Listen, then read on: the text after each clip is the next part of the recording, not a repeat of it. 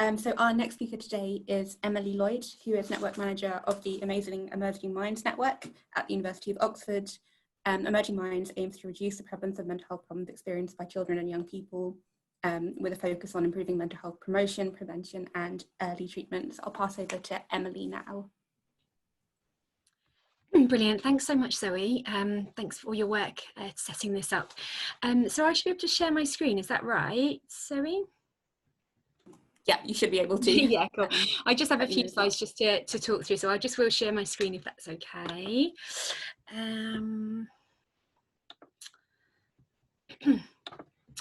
So yeah, I was going to say a little bit more about our network. So as touched on, we're really focused on children and young people's mental health, and you know, that's really from 0 to 25, and we're really interested in the areas around mental health promotion, prevention and early treatment. So that's the kind of scope of what we're really looking at. Right at the start of the network, we work with a number of stakeholders to develop some priorities. So there are research challenges, and they really have informed our funding calls, a bit like Sian was talking about in terms of the VAN priorities. You can find a little bit more detail about those on our website, but they really shape everything that we do. Our first funding call took place earlier this year. We had 76 applications and only 6 received funding in the end. So it just gives you a sense. I mean, that funding call was quite open in its themes, but it was extremely competitive. So I thought what might be helpful today is just to talk through some of the feedback our reviewers had for our applicants, because they might be quite useful pointers generally for future applications you might be working on. And just to give you a bit of background, very similar to Sian, our review panel was very mixed, and that's one of the really important things to bear in mind with these network applications. So we had a very equal balance of parents, carers, young people with lived experience, as well as colleagues from the voluntary sector and academics. So really, I mean, our applicants are really up against it because they had to show very strong research plans and, you know, rigor in that point of view, but they also needed to get the details right in terms of how they were remunerating kind of perhaps lived experience experts and showing great partnerships with the voluntary sector. So our applicants really had to tick a lot of boxes to be successful. But some of the things that came out from our reviewers. So a clear research question and why it matters. So, I mean, it sounds really obvious, doesn't it? But I think our reviewers really wanted to see that you knew and understood the research that had already taken place in the area you're interested in, and show how your project fills a gap and what it uniquely adds to the work. And this is an interesting one. So really demonstrating you value different types of expertise. And that's about, you know, looking at the kind of national guidelines around payment of those with lived experience, but also thinking quite creatively about what other opportunities might there be in your project to help those you involve kind of progress with whatever goals and aims they might have. So we're really keen to see projects that are working towards partnerships, like genuine partnerships. There's a great presentation on our website, which features Pam Miller from the NSPCC, kind of talking about her reflections about how researchers can form meaningful partnerships. So I really recommend taking a look at that. And yeah, so reviewers also really wanted our applicants to take them on a journey from the idea to how this really would make a difference to children and young people's mental health. So definitely the dissemination and the output side of things, you know, it can't be a last minute thing. That's really got to be clearly part of your plan. And interestingly, I think because we had a lot of applications which were partnerships with the voluntary sector, we had a lot of applications which were evaluations of existing interventions, which was great.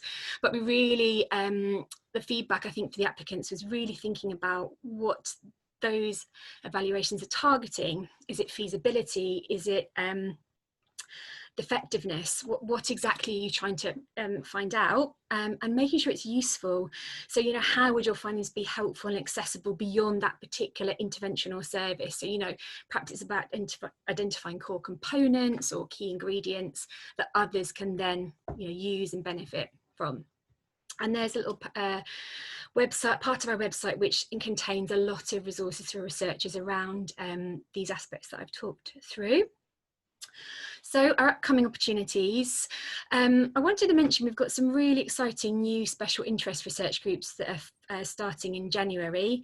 We've just kind of agreed some seed funding for about 20 groups that are going to start in January. So I hope that whatever your interest is, there'll be a group that might be interesting for you. Some of those are led by parent support groups, some of them are led by charities, and obviously some are led by researchers of various different disciplines. I wanted also to ask if anyone would be interested in helping us convene and facilitate a new regular meeting.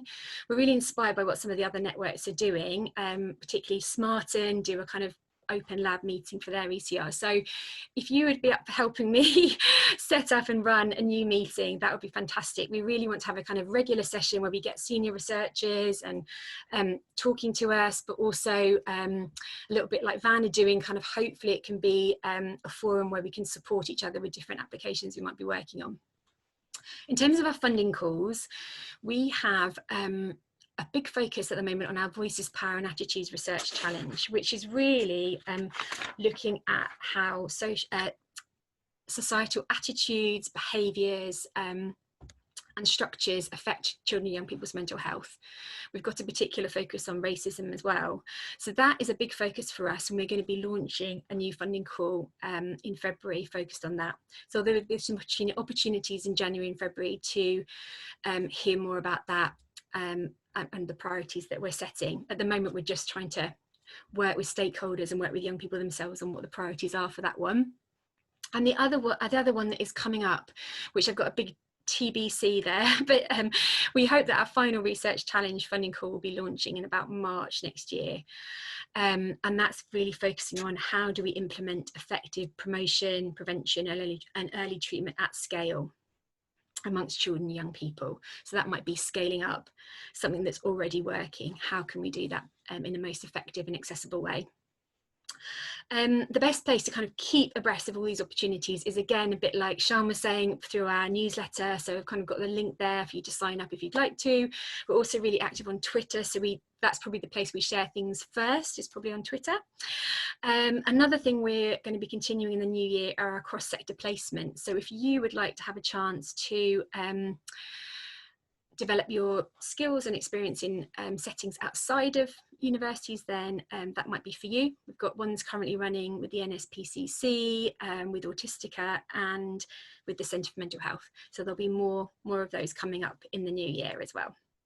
But yeah, hope to have a chance to work with some of you in the coming year.